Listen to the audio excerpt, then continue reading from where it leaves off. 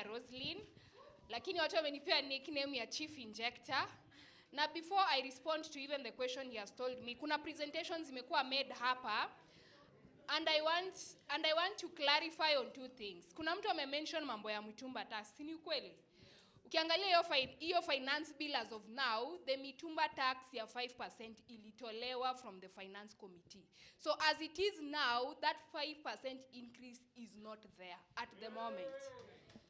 Kitu cha pili, but all is not lost. Unajua MPs wanaweza enda parliament wa discuss wa iongeze. So you should be alert. Time inapelekwa parliament venye Agambo ametuambia for the first and second reading, ukue alert uone kama MP wako ataanza kuintroduce.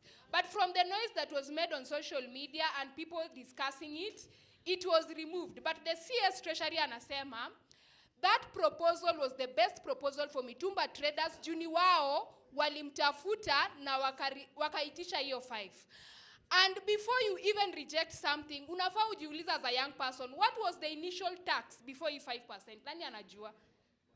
What was the initial tax on mitumba before the 5% proposal? Nani anajua? Hakuna. But tax zenye ziko sahi ni mingi hata kuliko hiyo 5%. Kenye CS alikuwa anasema, tunyamaze ndio tuweze kusikilizana. Kenye CS alikuwa anasema ni the mitumba traders wanted a single tax. Ndio akishakuwa taxes akiwa ameleta hiyo product, asipigwe tena taxes zingine zenye wanapiga. And he was giving us the best examples na watu wanafanya biashara. If you are doing a business and you want to paint your truck, maybe we eat a young captains.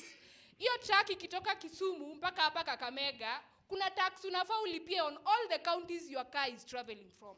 So the traders wenyewe wanasema we want a single tax. Propaganda ingine ambayo imekuwa kwa social media ni there is increase on tax on smartphones. Hiyo mmeisikia ya 25. CS on Thursday tulimuuliza tukamwambia hebu tueleze. Tukarealize kumbe initially even the tax on imported phones was 55. Wao ndio wamekaa chini wakaona badala ya kutax mtu kila stage, you rather tax them once ya 25 na iishe. But si watu wanapiga kelele kuihusu. So I am hoping wale producers wenye wameleta hizi recommendations and the treasury will communicate that to people, watu waelewe. Before I even continue, I want to say this is the only finance bill yenye haija increase tax. Kwanza mpigie CS Mbadi makofi. Ni ukweli. Na tuko hapa, tutulie. Tuko hapa. Keep quiet.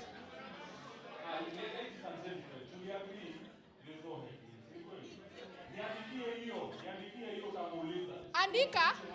Na tuko na finance bill hapa. Nataka unisomee mali umeona proposed increase in tax.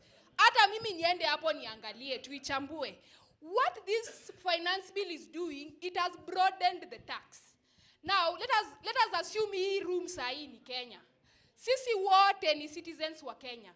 Lakini tumeachia huyu mtu wa estate. Huyu ndio alisema tu anatoka estate, watu wakasema tumemwachia ni yeye peke yake analipa tax na sisi wote wengine hatulipi tax.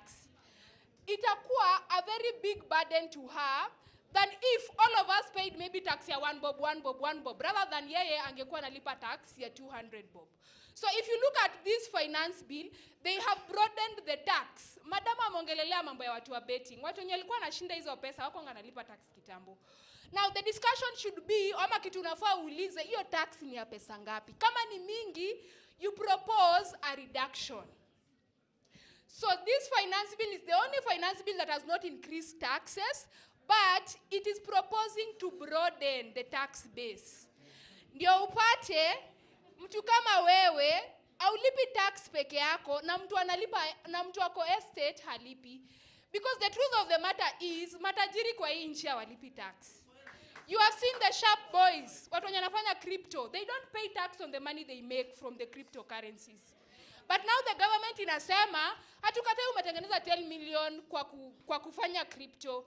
Lakini si hata utoe kidogo watu wenye ambao wanatoka places zingine, they get medicine in the hospital etc. I was just clarifying.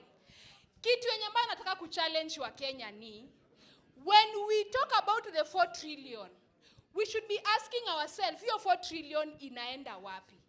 Because kama 700 billion imewekwa kwa education, Nani tunafaa kuwa tuna hold liable tukisikia 50 billion imepotea? It is the CS of education and the people involved in the education industry. Tukisikia pesa imepotea kwa health sector, nani tunafaa tukue tunashika mkono yake tunamuuliza maswali? It is the CS of health na watu ambao wanafanya kazi kwa hiyo health. Until we turn around the discussion to accountability and responsibility. Ndio kama Alionya amewekwa mahali kama CS of health na pesa imepotea. You don't start accusing the president. Ina Alionya ako hapo. Ni Alionya unafaa kumlenga mawe wa kwanza. That is the discussion we need to have. Aside from that, mimi nimekuja tu ku-clarify, hata I have not made my presentation because ya vitu nimesikia. Kwa mtandao kuna propaganda inaendelea that kuna taxes on water bottle. Leo mmesikia? Amjasikia, kwa hivyo haijawafikia. Let me ignore that, but hakuna tax imeongezwa kwa maji hiyo yenye tunanunua, hiyo yenye tunakunywa hapa. But if you have the evidence, me I am here. My brother has said that kuna documents government haijapeana. Mimi nikaenda kwa portal ya Parliament of Kenya. Nimeenda tu nikafinya nikaangalia, ameongelelea the finance statement. This is the portal itself, budget books financial year 2026-2027. Ukiangalia hiyo list, all these documents have been highlighted ziko. There's a document called Financial Statement for Financial Year 2026-2027 in PDF form.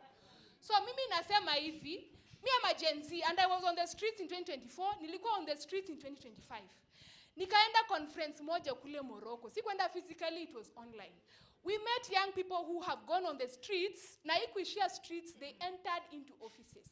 And they challenged us, me including, nilikuwa napiga kelele mingi sana last year. Wakaniuliza, Alionya, leo unapiga kelele kuhusu finance bill. Do you even know where the finance bill starts? Leo unapiga kelele kuhusu the Ministry of Treasury.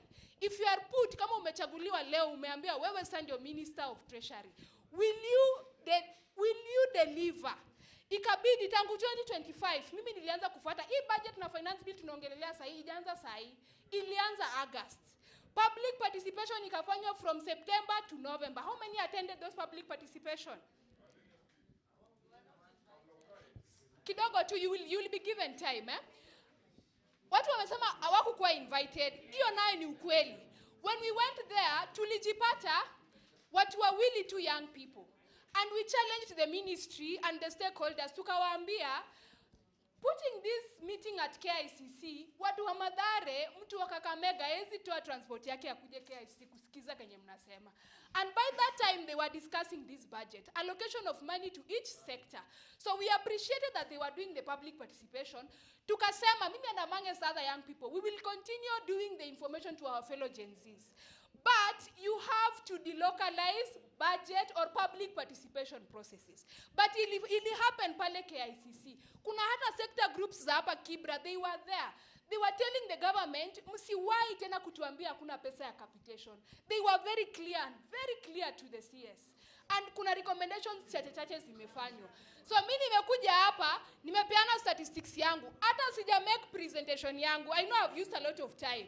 But I've seen people are getting jittery. Watu wako na maswali, I am here to answer. But ensure as you ask, don't ask emotionally. Mimi nimekosea mtu heshima kweli? Ensure you ask question yenye pia mimi nitaweza kujibu.